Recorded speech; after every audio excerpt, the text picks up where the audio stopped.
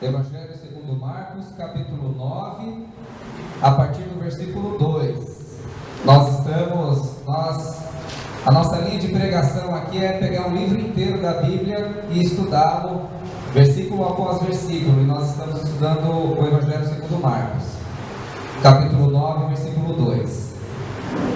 6 dias depois, tomou Jesus consigo a Pedro, Tiago e João, e levou-os sós à parte a um alto monte. Foi transfigurado diante deles.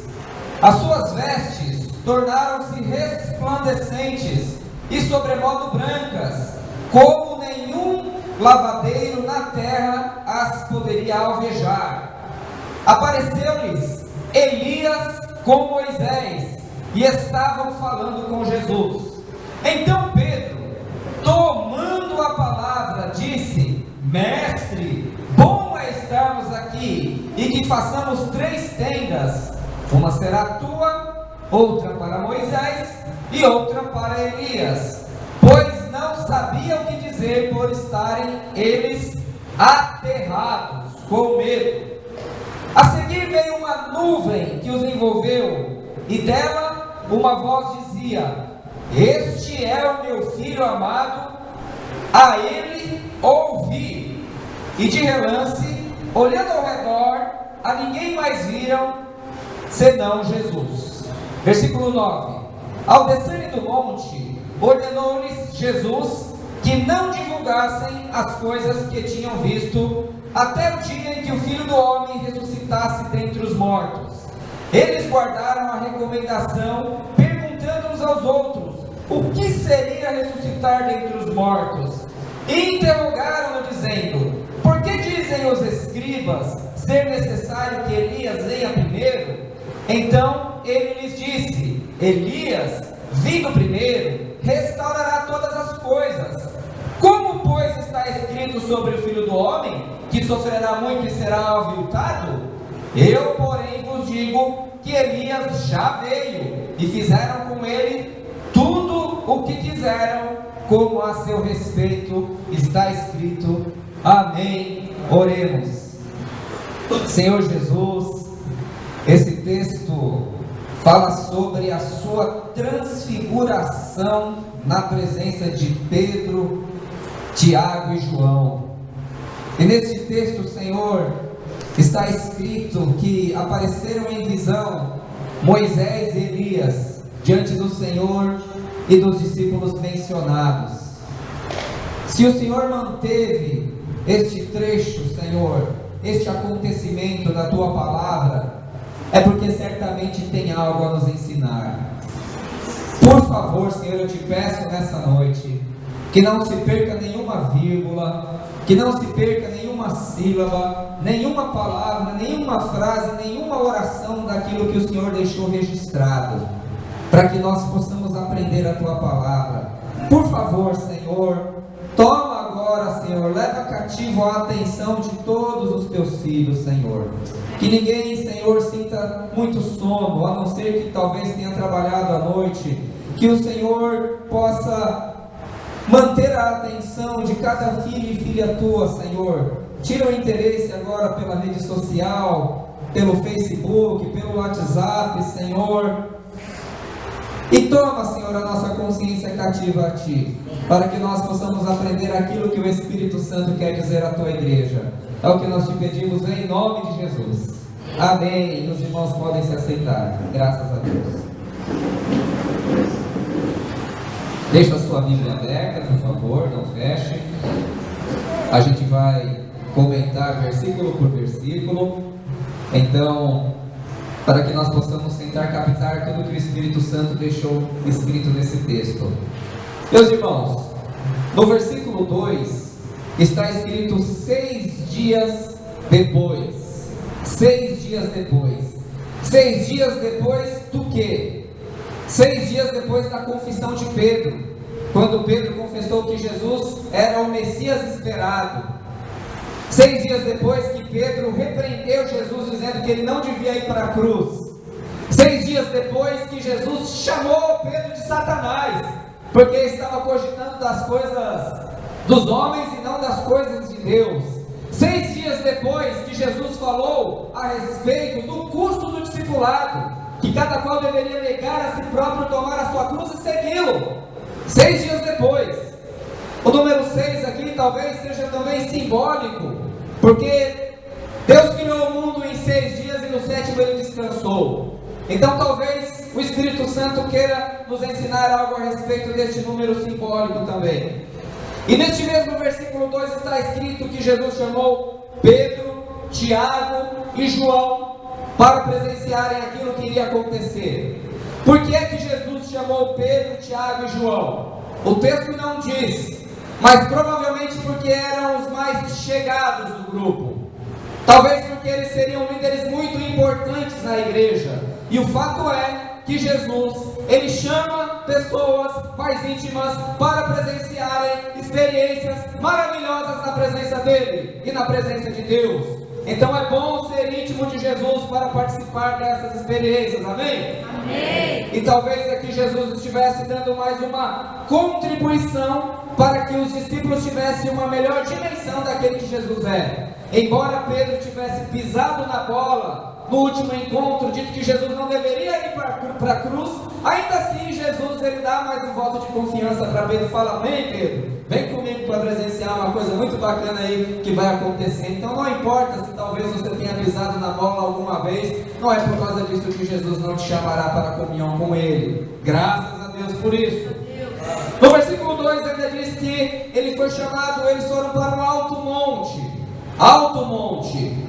Na antiguidade, alto monte, ele era um símbolo do encontro do divino com o humano, do sagrado com os homens, como por exemplo o Monte Sinai. E neste momento Jesus chamou os discípulos para subirem a este monte. Até hoje algumas pessoas gostam de orar no monte, né? Diz que lá tem mais mistérios, sente mais a presença de Deus e tudo mais. Eu não acho que seja assim nos dias de hoje, não precisa ser assim, porque aqueles que adoram o Senhor os adoram em espírito e em verdade, seja em Jerusalém, seja em Samaria, ou seja em qualquer lugar da terra. Mas o fato é que era um símbolo muito forte na antiguidade, esta coisa de orar no monte, de ir até o monte buscar alguma revelação, algum sinal da presença de Deus. E o texto ainda diz no versículo 2, se você estiver com a sua Bíblia aberta, que ele foi transfigurado. A ideia de ser transfigurado é a ideia de ser transformado. Alguma mudança ali aconteceu, alguma diferença ali aconteceu, algo sobrenatural. E no versículo 3 diz que as vestes de Jesus ficaram sobremodo claras. E só Marcos, ele diz que ficou branca de um jeito que nenhuma lavadeira poderia deixar branca daquele jeito. Hoje ele diria de um jeito tal que nenhum sabão em pó podia deixar daquele jeito. Não importa a máquina que colocasse para lavar.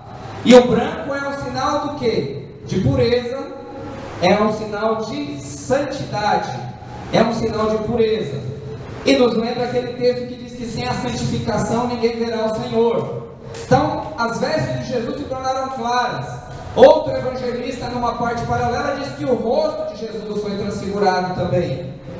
E aí no versículo 4, diz que apareceram Moisés e Elias para o Senhor. Moisés e Elias, capítulo 9, versículo 4 de Marcos. Os intérpretes, a maioria, entende que aqui Moisés representa a lei, porque a lei foi dada por Moisés. E que Elias aqui representa um ministério profético. O que significa uma passagem como essa? Significa que Jesus é o cumprimento da lei e dos profetas, e que a lei e os profetas se dobram diante de Jesus. No texto paralelo diz que Moisés e Elias estavam conversando a respeito de quando Jesus iria partir. A lei e os profetas devem se submeter ao Senhor. Isso nos ensina uma coisa muito importante também, para a nossa hermenêutica, para a nossa interpretação. É que todas as vezes que você ler daqui para frente a lei e os profetas, você tem que ler na perspectiva de Jesus. Amém. Toda a leitura do Antigo Testamento hoje tem que ser feita na perspectiva do Evangelho. Na perspectiva de Cristo. Cristo é a chave hermenêutica que interpreta para nós o Antigo Testamento. E aí, num versículo como esse, a gente pode chegar a algumas conclusões. Uma delas é que Deus é Deus de vivos e não de mortos. Afinal, quem aparece? Moisés e Elias. A Bíblia diz, ela relata muito clara a morte de Moisés. Ela não relata com tanta clareza a morte de Elias. Há um grupo na igreja que Elias foi arrebatado para o céu e não passou pela morte.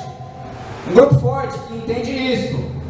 Tanto é que eles associam com a profecia de Malaquias no capítulo 4, entendendo que o Elias havia de voltar para restaurar algumas coisas ainda, restaurar todas as coisas, segundo diziam os escribas. Essa é uma interpretação. Não é a minha interpretação. A minha interpretação é que Elias foi arrebatado, ele foi trasladado para outro lugar. Porque Elias, ele foi arrebatado na época em que reinava Josafá em Judá. E depois lá em 2 Crônicas 21:4, eu não vou entrar muito em detalhes, diz que Elias mandou uma carta para Jeorão, que era o rei depois de Josafá. Então não parece que ele mandou essa carta do céu. Ele estava exercendo seu ministério profético em Judá, ou de algum lugar que nós não sabemos. Mas o fato é que depois do relato do arrebatamento de Elias, 5 anos depois, lá no livro de Crônicas diz que ele mandou uma carta. Então eu entendo, junto com aqueles, que Elias ele não foi arrebatado para o céu e que Elias também experimentou a morte, ok? Mas você é livre aí para buscar a sua interpretação, para estudar essa questão aí, porque é uma questão aí importante do Antigo Testamento. Muito bem. Independente disso, a gente sabe que Moisés havia passado pela morte. E se Moisés havia passado pela morte, e agora? Eles tiveram uma visão de Moisés e Elias conversando com ele, significa que os santos não estão dormindo diante de Deus agora. Estão vivos e ativos, de algum modo que nós não sabemos, de um modo tal que Elias e Moisés, não sei se eles estão corporalmente presentes ou se é uma visão, como se fosse um holograma, sabe? Uma videoconferência, não sabemos exatamente como é isso. A maioria entende que é uma visão, como se fosse um holograma, aparecendo ali diante de Jesus. Mas o fato é que Deus é Deus de vivos e não de mortos. Aleluia. Ah, pastor, então eu posso participar de algum ritual aí para falar com algum parente meu que já morreu? Não. Porque esse texto é usado nesse sentido pelos nossos amigos espíritas. Olha aí, se até o Jesus falou com o morto, ele fala assim: você não tem que imitar Jesus? Sim. Jesus não falou com quem tinha morrido? Sim. Logo você pode falar com o morto também. Não. A lei proíbe a chamada necromancia, a consulta entre os mortos. Esse acontecimento aqui, veja bem, ele tem um propósito. E este propósito está diretamente ligado à pessoa de Jesus. Está ligado a um propósito de salvação soteriológico. E foi realizado pelo próprio Cristo, pelo próprio Deus. Este trecho do Evangelho, a meu ver, não te dá autorização para participar de algum tipo de ritual de invocação aos mortos. Até mesmo porque você não tem controle sobre essas coisas. Você nunca saberá se aquele que aparece diante de você é realmente quem você pensa. E as Escrituras em nenhum momento, em nenhum versículo, em nenhum trecho incentivam esse tipo de prática. Para nós, meus irmãos, com todo respeito a quem pensa ao contrário e pertence a outras religiões, os discípulos de Jesus não podem e não devem participar de nenhum tipo de ritual de invocação aos mortos, amém? Amém. Não deve, para sua própria segurança, para sua própria saúde espiritual. Mas aí a cabeça é sua, você que sabe. Às vezes algumas pessoas são pegas pelo sentimento, né? Algumas pessoas assim relatam que, pô, mas ele falou tudo a respeito da minha vida e tudo mais. Você pode estar sendo manipulado, em primeiro lugar. Mas ainda que seja uma experiência nitidamente espiritual, por assim dizer, você não sabe se aquela pessoa realmente, aliás, você sabe pelas Sagradas Escrituras que não é quem você pensa ser. Porque não somente Deus, mas há um outro que sabe muitas coisas a respeito da sua vida e pode usar isso para manipular você. Então, você não perde, meu irmão, por obedecer a palavra do Senhor, em nome de Jesus. Amém. Graças a Deus. Então, fica aí a recomendação pastoral. Nos versículos 5 e 6 agora, diz que Pedro tomou a palavra. Esse Pedro, ele sempre é bastante ousado assim, né? Ele mete a colher onde não é chamado, ele fala, ele emite opiniões. E diz que Pedro, ele sugeriu de construir 3 tendas. Vocês podem falar, ok? Quando eu falar que vocês podem falar nas reuniões, porque às vezes a gente faz aqui estudo bíblico e ninguém abre a boca para perguntar. Não pode perguntar. Isso aqui não é direto. Estou dizendo que está no texto, que eu vi que alguns olharam para cá e já começaram a sorrir já. Bom, Pedro, ele sugere que se construa 3 tendas. Uma, pelo menos não pediu para ele, né? Uma para Jesus, uma para Moisés e uma para Elias. Por quê? Porque o clima ficou muito agradável ali. Pô, é bom estar aqui, está gostoso. Essa experiência aqui maravilhosa. Vamos construir uma tenda aqui. E aí, o texto diz que eles estavam com medo e que Pedro não sabia o que falar. Então, fica a dica: quando você não souber o que falar e não estiver entendendo, talvez seja melhor ficar quieto, para não passar vergonha. Bom, rapidamente veio uma nuvem. O que é nuvem? Lá no versículo 7. Nuvem é uma espécie de símbolo da presença de Deus, não é? Diz lá que uma nuvem acompanhava o povo de Deus no deserto. Então é um símbolo da presença de Deus. Então veio uma nuvem, já uma neblina sobre a vida dos discípulos, Pedro, Tiago e João. Já, se os caras já estavam com medo, imagina nessa hora. E aí veio uma voz que disse: esse é o meu filho amado, a ele ouvi. Ou seja, bico calado e escuta aí o que o meu filho está ensinando para vocês. E essa é a obrigação de todo discípulo: ouvir aquilo que Jesus tem para dizer. E aí, imediatamente no versículo 8 diz que tudo desapareceu e que só estavam eles afinal. No versículo 9, Jesus ordenou para que eles não contassem a ninguém o que tinha acontecido, a não ser quando ele ressuscitasse. Isso nos ensina, talvez, que algumas experiências que você tem com o Senhor, você não precisa no outro dia ir lá e publicar no Facebook nem nas redes sociais, porque foi uma experiência sua com o Senhor. Talvez Ele peça para que você guarde uma certa intimidade, talvez você guarde um pouco daquilo que aconteceu. Aqui tinha um propósito, não sabemos exatamente qual era, mas Ele determina, Ele ordena para que eles não abrissem a boca e não falassem. A gente já viu que no Evangelho de Marcos existe aquela questão do segredo messiânico, e que Jesus ele vai se revelando aos poucos quem Ele é, qual era o propósito dele. Jesus ordenou para que eles não falassem e eles não falaram. Eles cumpriram, eles mantiveram o silêncio. Mas lá no versículo 10 diz que eles não entendiam o que significava ressuscitar dentre os mortos. Então, a gente vê que é possível alguém andar algum tempo com Jesus e não entender o básico. O que significa ressuscitar dentre os mortos? Significa que ele vai morrer e vai ressuscitar de novo, é isso que significa.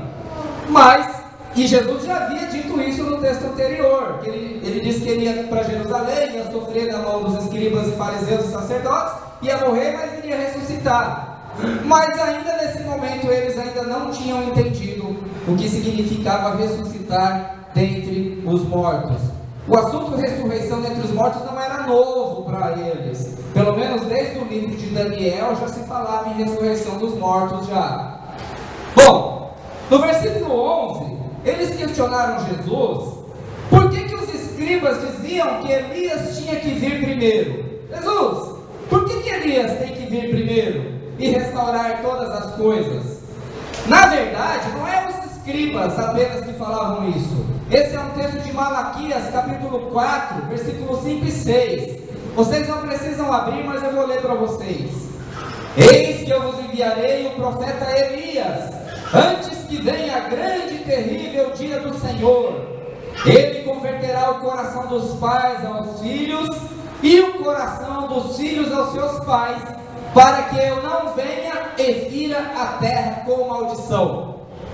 Então, Malaquias é o último dos profetas ali, antes de ter aquele período intertestamentário, e ele termina o seu livro dizendo que Elias deveria vir e realizar isso aqui, que foi mencionado aqui nesta profecia. E eles perguntam para Jesus, por que os escribas diziam isso?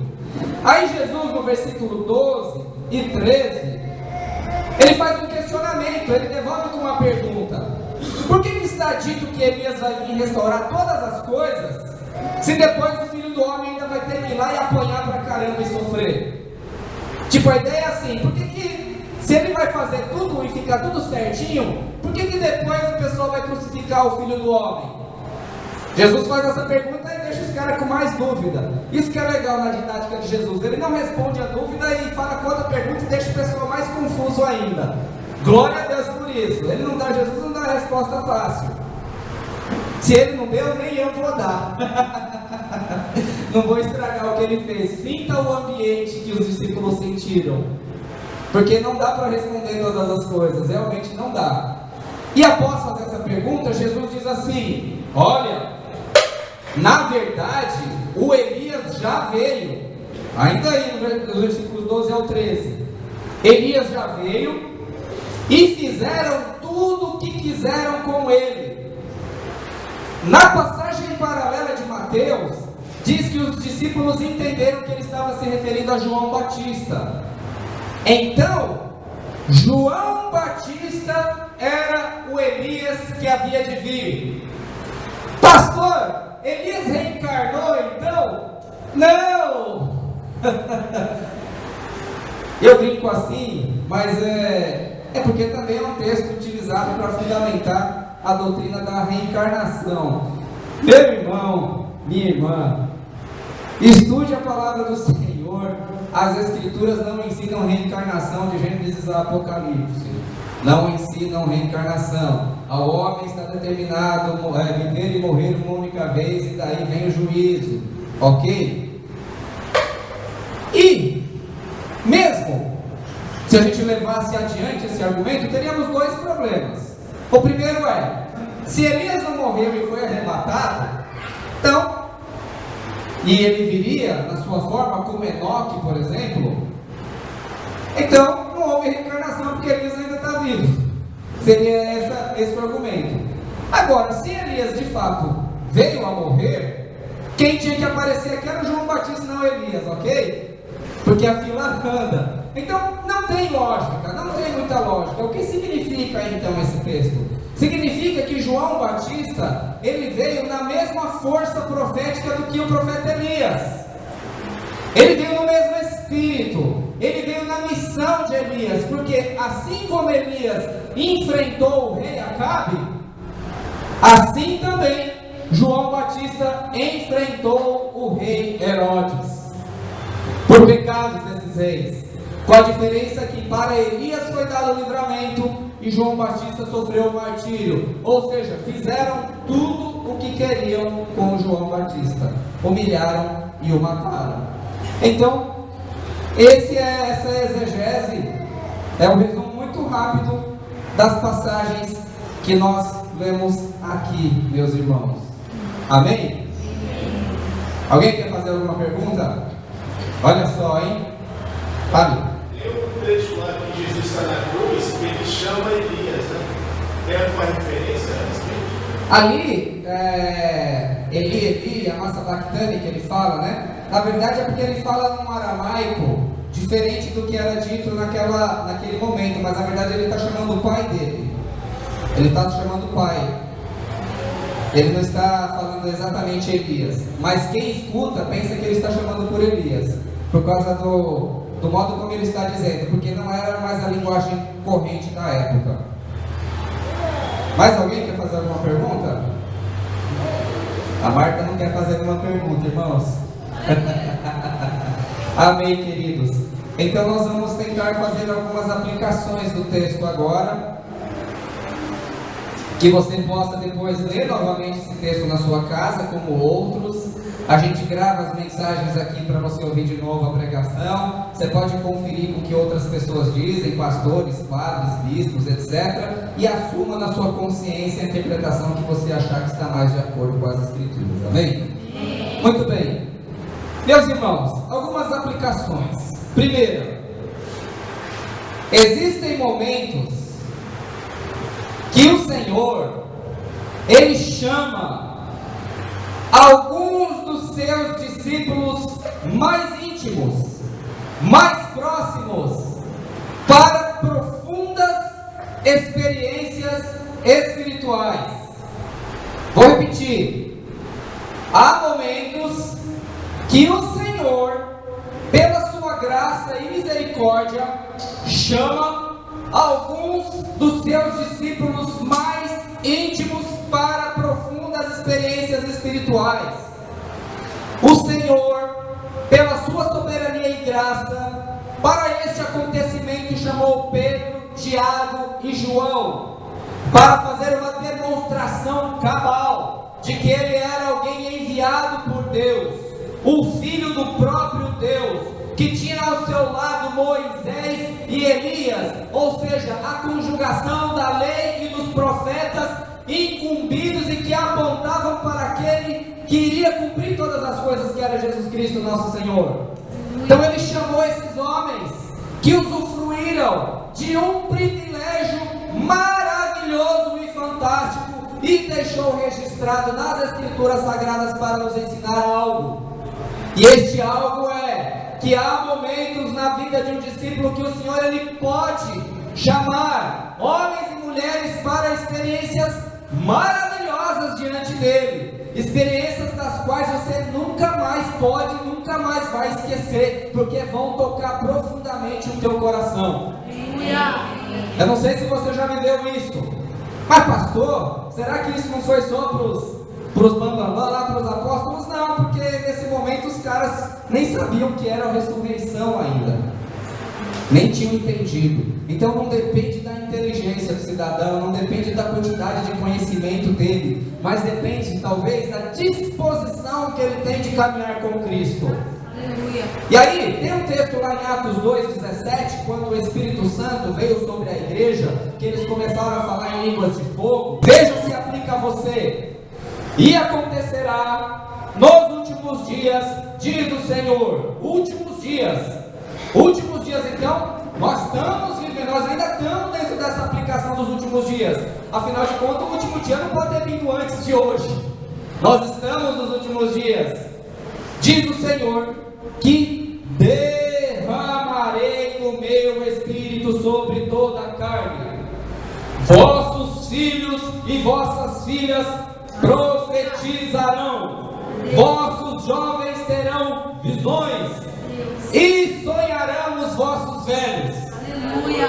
Então, se ele vai derramar o Espírito sobre toda a carne, alguém aqui já deve ter tido alguma visão, alguém aqui já profetizou, e alguém aqui já deve ter tido algum sonho. Aleluia. Da parte do Senhor. Eu estou na parte do sonho porque eu já sou velho já. Eu falo para a esposa, acho que o Senhor falou para mim sonho assim, não foi? Não falo? Porque eu já não tenho mais visão, nem profetizo mais, eu só tenho sonho porque eu já... o Senhor fala comigo quando eu estou dormindo, né? Descansando já, estou muito cansado. Brincadeiras à parte, meus irmãos, essas experiências de cunho maravilhoso, essas experiências que nós podemos chamar assim até mesmo de sobrenaturais, que não decorrem nem da vontade da carne, nem da vontade do homem, elas podem acontecer na sua vida nos dias de hoje, em nome de Jesus. Pode acontecer, pode acontecer. O apóstolo Paulo, quando ele relata uma experiência que ele teve, uma experiência espécie de arrebatamento, ele nem consegue explicar muito bem o que aconteceu com ele. Ele nem sabe dizer se foi na carne ou fora da carne, ou seja, se o espírito dele foi levado a um outro lugar. Ele não sabe dizer, mas ele disse que ele viu coisas inefáveis que não era lícito ao coração do homem, não era lícito a dizer o que tinha visto. Percebe? Nenhuma visão espiritual, pessoal sua, é normativa para a vida de outro irmão, ou vice-versa. Mas eu também não acho que nós devemos, por causa do medo, por causa de uma espécie de cessacionismo, entender que isso não possa acontecer na minha e na sua vida. Tão somente, a gente não deve buscar a experiência pela experiência. Não, eu quero ficar perto do Senhor para ver se eu vejo alguma coisa diferente aqui. Eu nunca vi anjo. Alguém aqui já viu anjo? Às vezes ia no monte orar com alguém, a pessoa falava, eu senti o bater de asa do anjo. Eu acho que ele sentiu o vento da madrugada, porque eu não vi anjo nenhum. Mas amém. E a experiência, ela tem um propósito também. Essa experiência que Jesus forneceu a Pedro, Tiago e João, que vão se tornar grandes líderes da igreja depois, ela tinha um propósito de ser. Toda experiência espiritual que o Senhor te der, ela vai ter um propósito na sua vida também. Aleluia.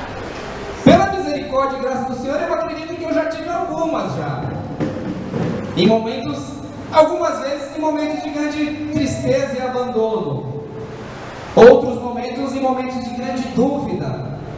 Eu creio que o Senhor já apareceu para mim em sonhos e me respondeu algumas dúvidas que eu tinha. E que movimentam o meu ministério, até a minha esposa dá risada, que ela não acredita. Não. Mas experiências que norteiam a minha visão ministerial e teológica e minha visão política até os dias de hoje, não é? Por causa de um sonho, por causa de uma voz que eu ouvi e eu entendi que foi o Senhor.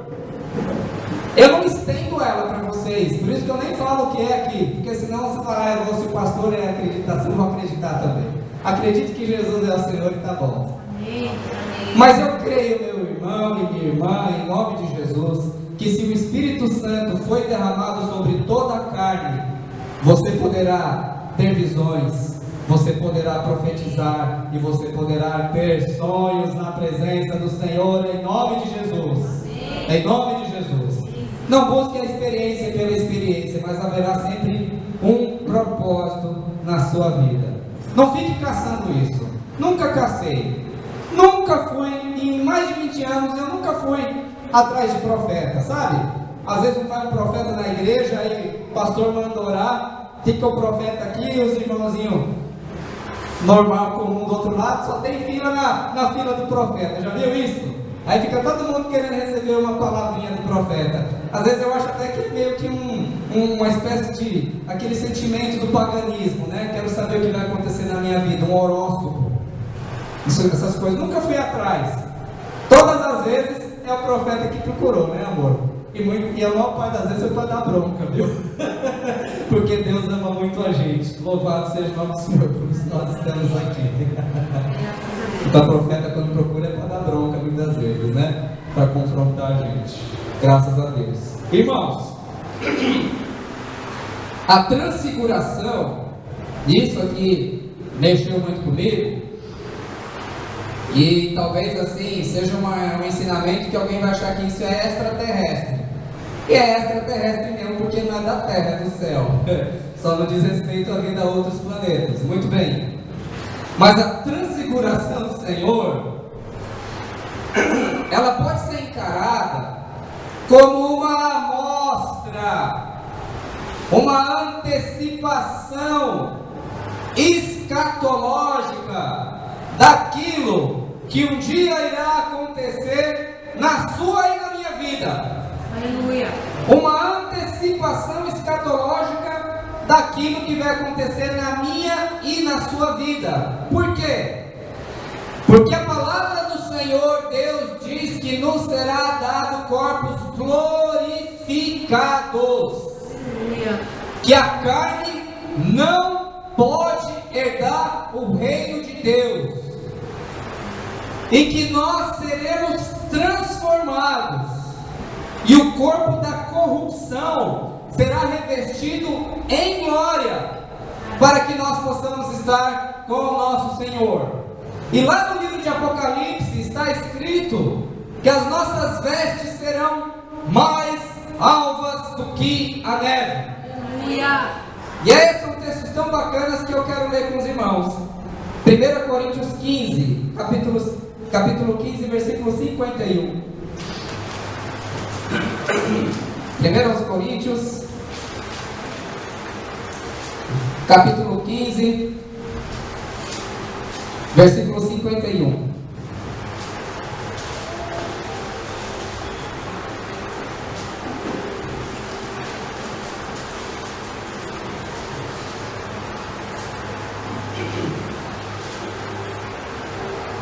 Diz assim: eis que vos digo um mistério, nem todos dormiremos, mas transformados seremos todos, num momento, num abrir e fechar de olhos, ao ressoar da última trombeta. A trombeta soará, os mortos ressuscitarão, incorruptíveis, e nós seremos transformados, porque é necessário que este corpo corruptível se revista da incorruptibilidade, e que o corpo mortal se revista da imortalidade. E quando este corpo corruptível se revestir de incorruptibilidade, o que é mortal se revestir de imortalidade, então se cumprirá a palavra que está escrita: tragada foi a morte pela vitória. Vamos dizer juntos: tragada foi a morte pela vitória. Aleluia. Aleluia. Glória a Deus. Louvado seja o nome do Senhor.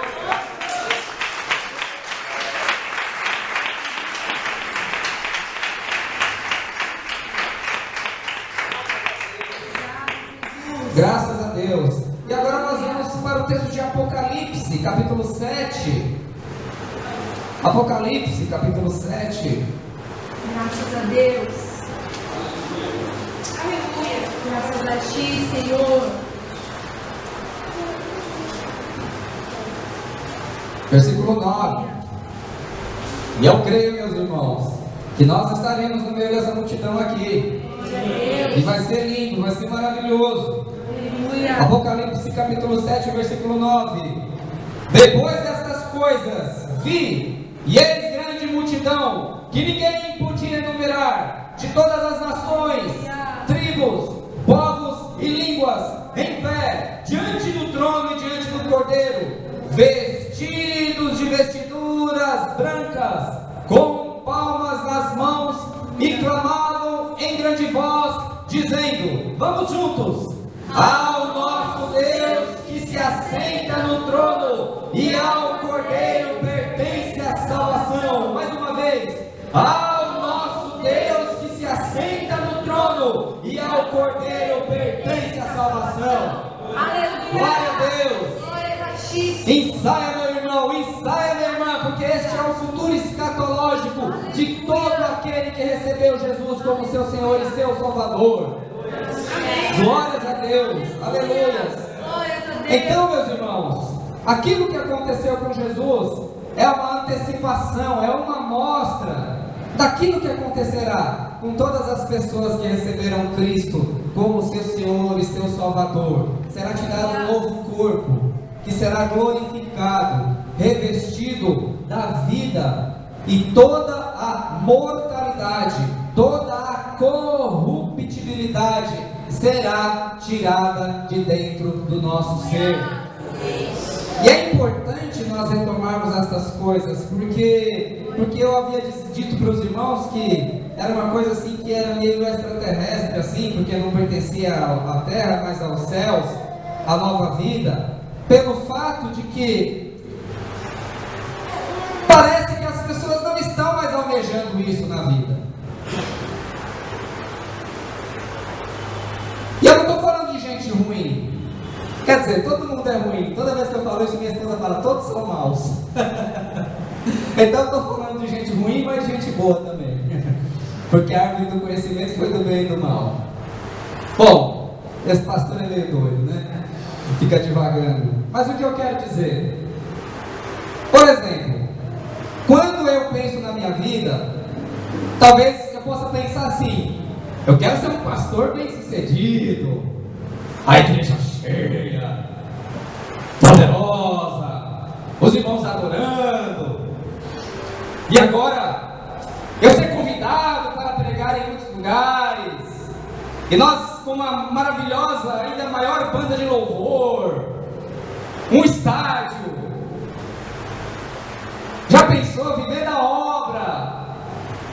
E talvez alguém pense assim: eu quero me dar muito bem na minha profissão, quero que meus filhos estudem, quero que vire doutor, quero que tenha um ótimo carro, uma ótima casa, e etc, etc, etc. Coisas essas aqui dessa vida. O que eu quero dizer é que avalie honestamente se a maior parte dos teus anseios não são anseios para essa vida, para as coisas materiais, saúde, casa, carro, uma família legal, um casamento harmonioso, filhos obedientes. Tudo isso é legal, é uma bênção. Mas será que a nossa esperança tem se resumido somente às coisas desse mundo? Será que o Senhor Jesus Cristo deu a sua vida somente para isso? Será que isso encerra tudo aquilo pelo qual o Evangelho existe? Uma palavra motivacional: você vai vencer, a vitória está na sua vida, ninguém poderá te resistir, seus inimigos cairão diante de ti, e você será bem-aventurado em tudo que você fizer. Será que se resume a isso? Eu estou fazendo um curso de mensagem motivacional, porque se não der certo aqui, eu vou tentar do outro lado, vou tentar do outro jeito. Brincadeira. Estou mandando meus currículos aí. Brincadeira. Vou continuar aqui com os irmãos. Amo vocês. E vocês me amam também. Minha turma. O que eu estou querendo dizer com isso? É que eu desconfio que ninguém mais sonha com o que foi dito aqui. Jesus. Que ninguém mais almeja isso. Algo do tipo assim: eu quero ser puro, eu quero ser santo, eu quero ser revestido da incorruptibilidade, e eu quero estar diante do trono, aclamando Ele com palmas e vestiduras mais alvas do que a neve. O que me chamou a atenção disso uma vez foi quando eu li a biografia de uma mulher chamada Teresinha do Menino Jesus. Nem é evangélica, é católica. E quando você lia o diário dessa mulher, tudo, desde quando ela era muito jovenzinha, era direcionada com o seguinte propósito: quero dar prazer a Deus. Acho que tem até uma obra com esse título: Dando Prazer a Deus. Porque ela almejava, assim como o apóstolo Paulo dizia: eu, pela minha vontade, gostaria de estar com Deus, com Cristo, mas eu fico por causa da igreja. Aleluia. Esse anseio pelas coisas santas. Eu acho que foi John Piper, não lembro, que ele mostrou uma vez uma comparação entre a média dos diários das meninas do século 18, 19. E aqui a referência a meninas não tem nada a ver com uma questão de gênero, é porque foi esse estudo. Como a jovem moderna. E no diário, a média do diário dessas moças antigas era: quero ser uma mulher pura, quero ser uma mulher santa, valorizo a minha virgindade, quero me preservar para o meu Deus, quero servir ao Senhor. E aí ele pegou a média do diário de uma jovem norte-americana desse século: quero ser bonita, quero ter um corpo atraente, assim que eu conseguir o meu emprego eu quero comprar o meu primeiro carro, quero ser bem sucedida. Então você entende a diferença de perspectiva, e eu tenho certeza que a maioria dessas coisas já passou pelo nosso coração também. E a gente acha que essa é a bênção de Deus para a nossa vida e que o Evangelho se resume a isso, mas não é, meu irmão e minha irmã. Jesus Cristo, com o seu sangue, comprou para si um povo santo, que estará um dia diante do trono, clamando ao Cordeiro e glorificando o nome santo dele, e terão as suas vestes lavadas no sangue do Cordeiro, e serão chamados de santos, porque santificados foram na presença dele. E certamente é um povo que almejou, que desejou, que quis um dia estar diante do Cordeiro Santo de Deus. Aleluia. Que nós possamos fazer parte deste povo santo. Amém, Senhor. E eu digo isso, irmãos, é quando eu olho para a minha vida. Às vezes eu fiz a brincadeira aqui, falando do desejo pastoral, e fiz essa pergunta ao meu próprio coração: qual que é o meu desejo? Que isso se cumpra na minha vida. Pois, meus irmãos, de certa forma, eu acredito que esse desejo tem que ser uma bússola que guia as nossas ações também. Aleluia. Amém. Porque sem a santificação ninguém verá o Senhor. Sem a santidade ninguém verá o Senhor. E a santidade, como o próprio Piper já disse, e alguém aqui me lembrou do tal hedonismo cristão, a santidade tem que ser um prazer na presença de Deus. Amém, Senhor. Tem que ser um prazer na presença de Deus. Porque pela sua graça, ela nos colocará diante daquele que é digno de todas as coisas. Aleluia. Que a santidade possa ser o desejo do nosso coração, em nome de Jesus. Senhor. Por favor, Jesus. Última aplicação agora do texto. Irmãos, eu falei sobre o desejo de experiências sobrenaturais, carismáticas, estarmos preparados para que isso aconteça. E é uma bênção quando acontece. Mas, meus irmãos, sinto-lhes dizer, ou devo-lhes dizer, que experiências de cunho maravilhoso, experiências carismáticas arrebatadoras, elas não são a regra, elas são a exceção. Amém. É muito bom quando acontece. É muito bom quando o Espírito Santo vem e nos visita. Toma a nossa vida, você vem e profetiza. Quando você fala em línguas estranhas da primeira vez, é maravilhoso. É uma bênção. Aconteceu comigo numa reunião na igreja Assembleia de Deus Bethesda, quando veio um pastor norte-americano chamado Ronald Tucker. E esses pastores, eles pregam lá em Atos 2, e depois chamam o povo tudo na frente para orar. Eu não vou, eu nunca vou, eu não vou na frente. Mas se Deus quiser fazer, vai ser aqui onde eu estou. Não estou dizendo para ninguém fazer isso, mas eu não ia. E Deus, o Senhor me visitou naquele dia. E foi uma coisa tremenda, maravilhosa, assim. As coisas que você disse. Eu lembro até que quando eu ia pegar o ônibus, na hora que ia passar na catraca, eu falava em línguas, porque o computador não saía em português. Então, o cobrador assim, acho que vou chamar a polícia. Hoje está meio que na moda isso, né? Mas há 25 anos atrás, e aí dá um desejo muito gostoso de você chegar em casa, pegar suas roupas, seus cobertores, levar para as ruas, distribuir para todo mundo. É uma coisa arrebatadora. Isso é maravilhoso, irmãos. Aquilo que Pedro, Tiago e João passaram no monte.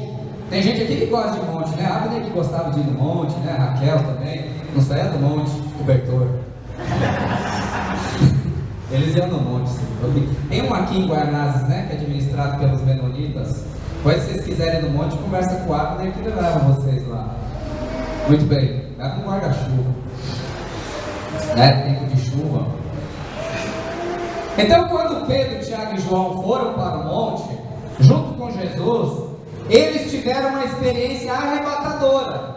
Foi tão bom que Pedro queria construir uma tenda e ficar lá, como achar que o Moisés, o Elias e Jesus iam ficar ali no monte agora e usufruindo daquela coisa boa e gostosa. Mas não. Eles tiveram que descer do monte. Eles tiveram que continuar pregando.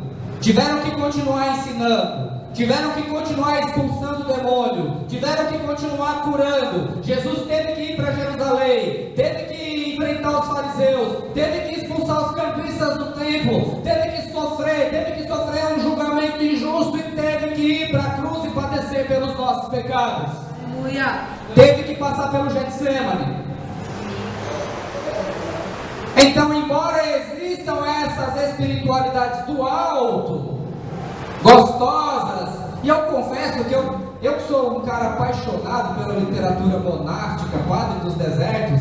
Eu amo esse negócio aqui, André sabe. Eu amo isso aqui, mas não dá para ficar parado aqui, porque a espiritualidade, a verdadeira teologia do Novo Testamento, ela se revela na trincheira da rua, do dia a dia, da casa, do lar, da escola, do trabalho. Não dá para ficar somente no monte, não dá para ficar somente na experiência arrebatadora, não dá para ficar somente na experiência espiritual maravilhosa, mas ela também vem para as ruas, ela também vem para baixo do monte, e é ali que ela se manifesta, em vida, em obra, em caráter, em dom, em serviço, em amor. Então você tem a espiritualidade do alto, mas você também tem a espiritualidade de baixo. Também tem o momento do Getsemane que você não está sentindo a presença de Deus. Também tem o momento da cruz que você acha que Deus te abandonou.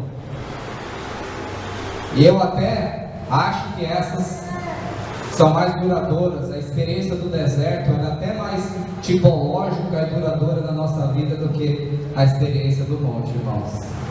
Por que eu estou dizendo isso? Para que você não estranhe quando isso acontecer. Porque a experiência do monte é necessária e ela é boa. Mas, de modo geral, nós não vamos estar em cima do monte, nós vamos estar embaixo.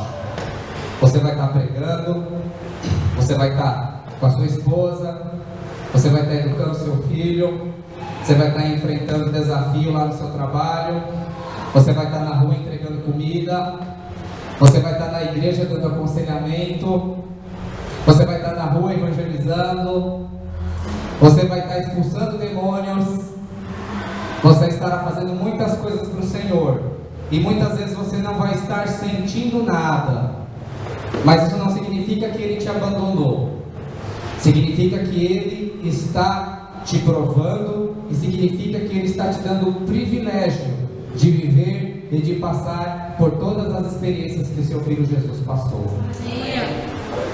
Ele vai te dar muitas vitórias, mas talvez você passe pela experiência da traição, do esquecimento, da ingratidão. E quando isso acontecer, cuidado para que você não fale no teste e comece a reclamar de Deus, mas que você possa glorificar ao Senhor em todas as coisas, porque Ele te dá o privilégio de passar por tudo aquilo que o Senhor passou. E se você for aprovado nesta prova, bem-aventurado você será, em nome de Jesus. Em nome de Jesus. Amém, meus irmãos? Então essa é a experiência do Monte da Transfiguração. Essa é a experiência.